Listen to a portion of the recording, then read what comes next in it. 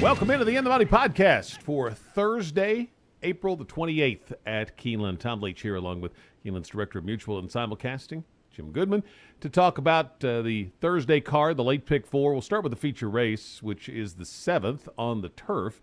And I thought a well-matched group here. It was hard to settle on any one. I did pick somebody, but what about you? Yeah, I picked somebody, but in my pick four, I picked 5 of them. Yeah, so I did too. I took 5 out of 10, so that's not a good sign to go to the bank on these picks. But I'm going to take Blarp on top. Coming out of the Mervyn Muniz at Fairgrounds, nice little class drop back into an allowance race and puts him back where he's supposed to be.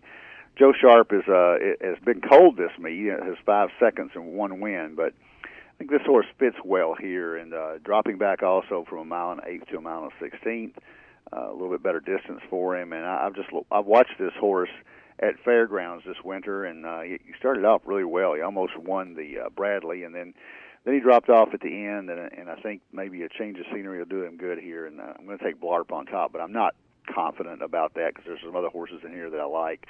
Moonjaw is the 1 for Joe Bravo and Kerry McLaughlin.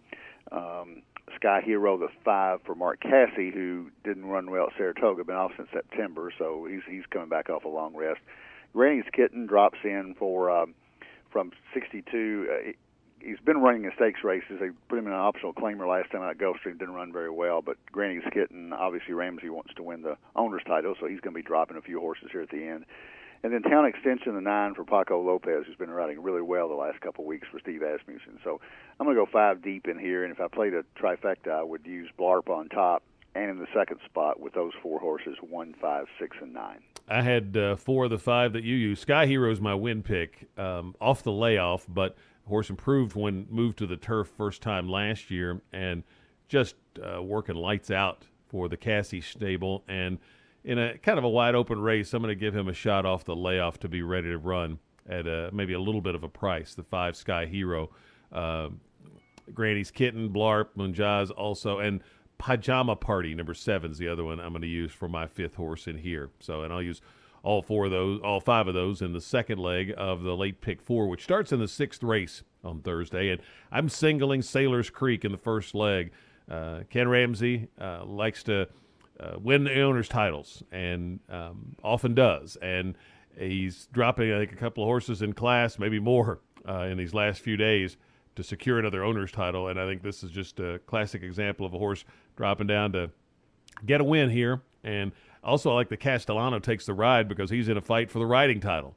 So Sailor's Creek is a single for me. Then the 5 I mentioned in the 7th.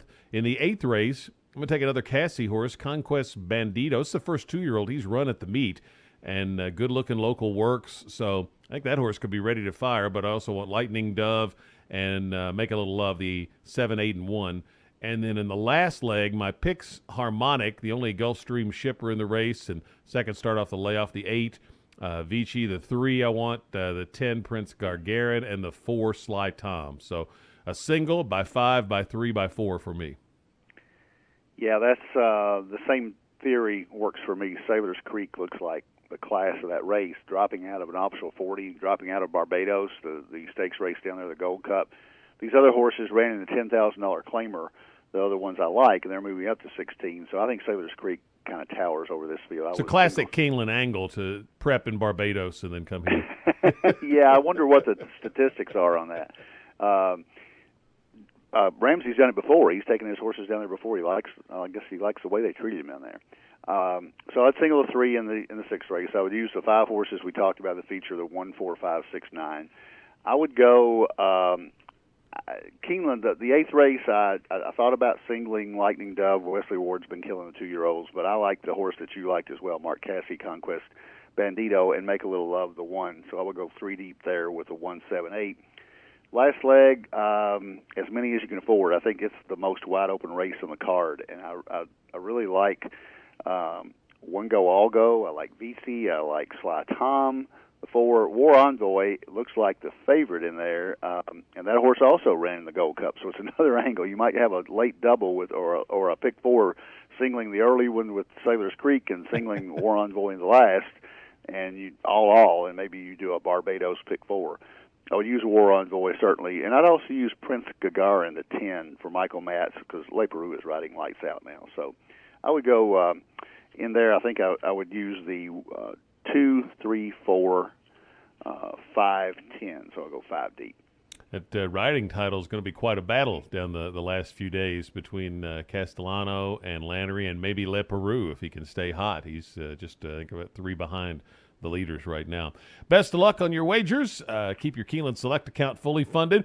The last day of the meet, of course, is Friday. Don't forget that there's the shuttle service from the Red Mile out to Keeneland for that Friday card and the party at the Red Mile afterward. And there's a concert on the hill, free concert on the hill after the races on Friday. So a lot going on to wrap up the spring meet.